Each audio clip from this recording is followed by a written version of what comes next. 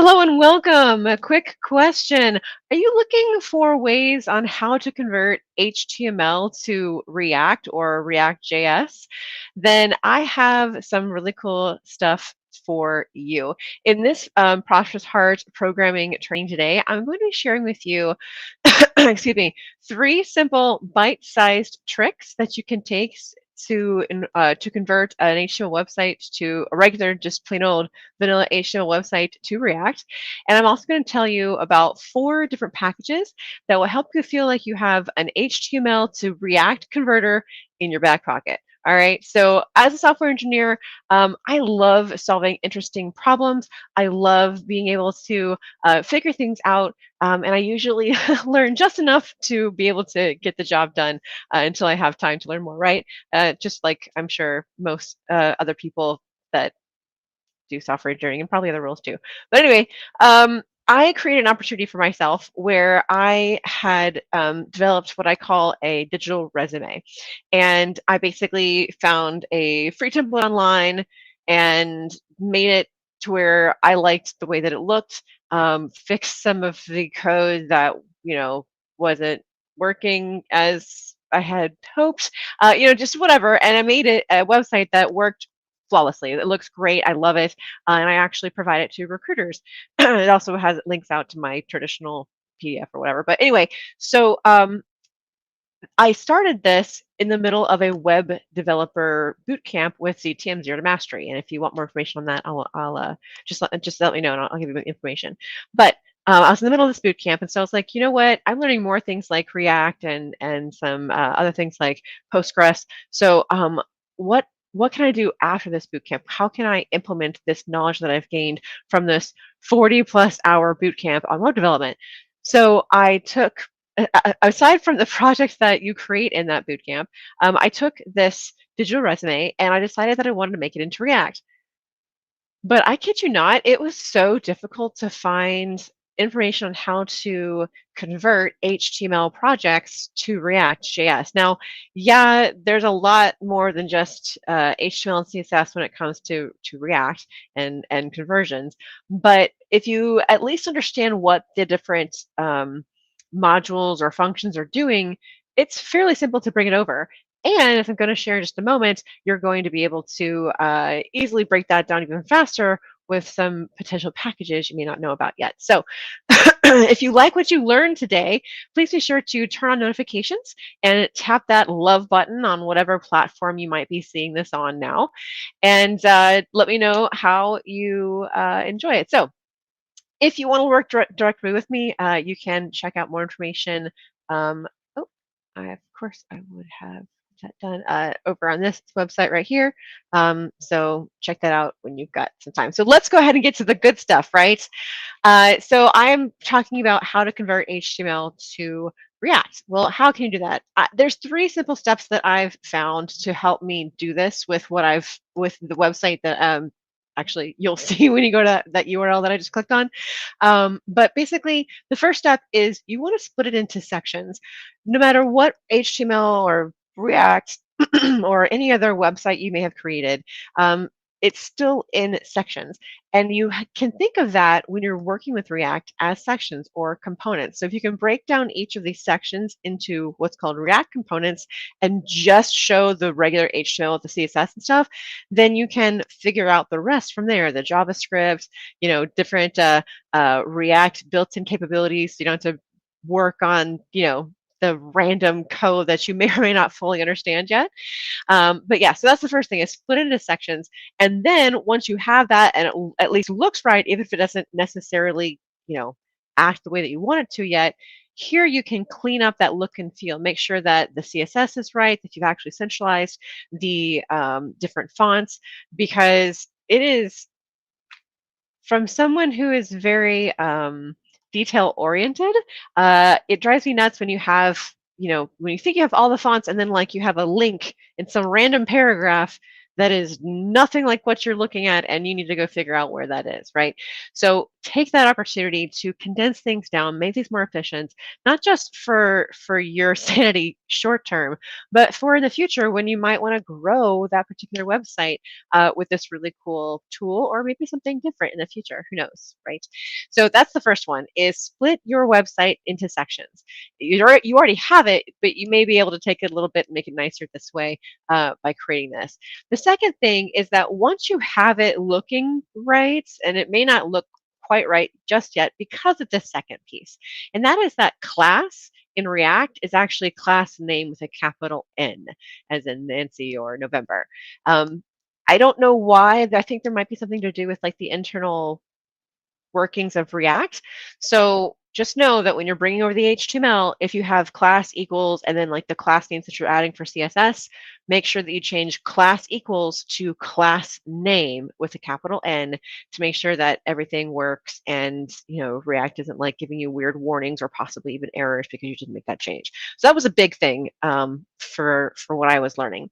The third one is that when adding JavaScript, be sure to do your research. There's probably an app for that.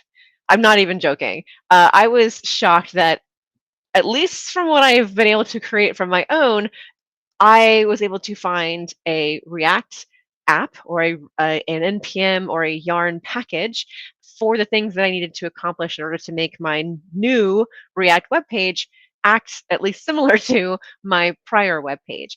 So that's the third tip is I want to give you, is that when you're adding back in your JavaScript and things like that in a more React and forward thinking way, be sure to do your research on that, because there might be an app for that. Now, I've shared the top 3 tips of this, and I'm going to go deeper into this with my students, which again, if you want to learn more information about that, please do contact me at the information located here. But excuse me. Let me bring my notes back up. Sorry.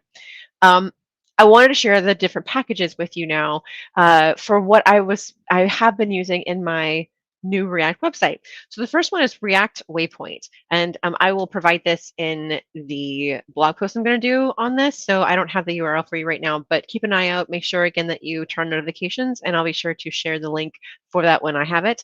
But on that blog post, I'm going to have not only the links to these packages, but I'm going to be doing some trainings on how to use them. Now, those who are in my monthly mentorship program will get access to these as well, but they'll have the opportunity to actually be on there live. So if you want to know how to attend that, just let me know.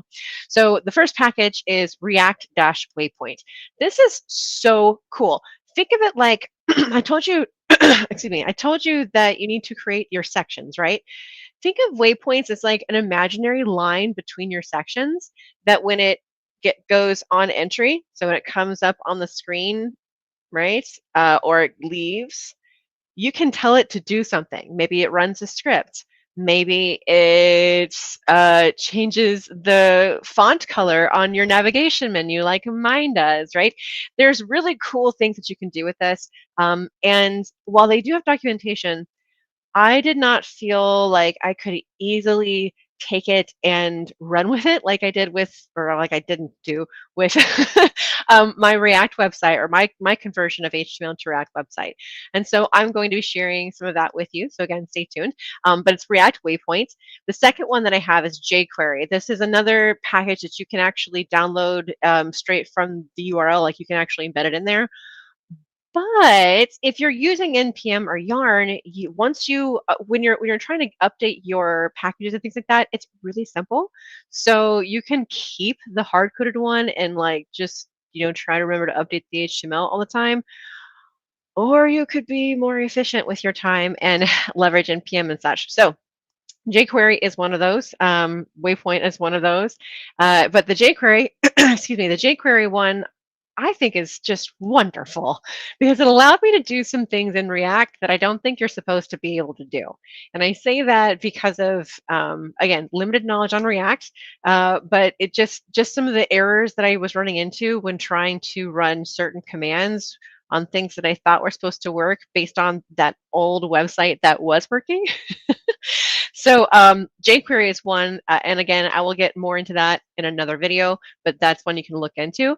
Smaxes, Yes, Smaxes, SMAKSS. Smaxes React scroll direction. You may not need this package for the React waypoint, but I actually really found it very helpful when trying to figure out what the waypoint was.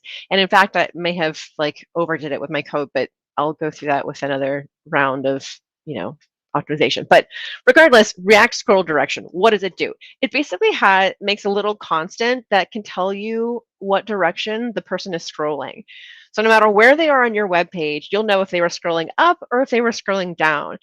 And if you know a little bit about the DOM, right, the DOM, you can actually go, hey, when it's this far on the y-axis, I want it to do whatever, like a pop-up to get someone's email, or maybe so congratulations for getting this far on something. I don't know.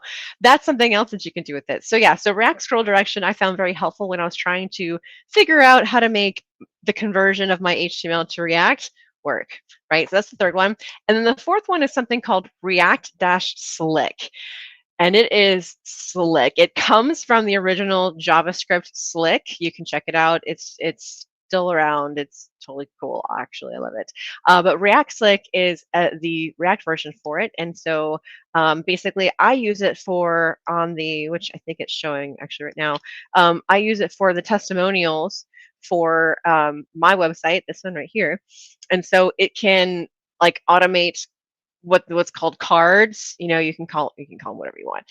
It automates that. It does lots of other things, but that is another package that I am using. And those are the four on top of the normal React packages that I added that allowed me to really make some major movement forward in conversion of my HTML project, of my digital resume, over into React.js.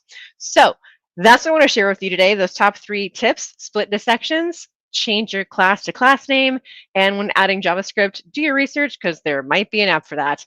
And then, of course, the 4 packages that I provided are React-Waypoint, jQuery, Smaxes, SMAKSS, React-Scroll Direction, React-Scroll Direction. All of this, again, will be in the blog post. So again, just turn on notifications to be notified when it's ready.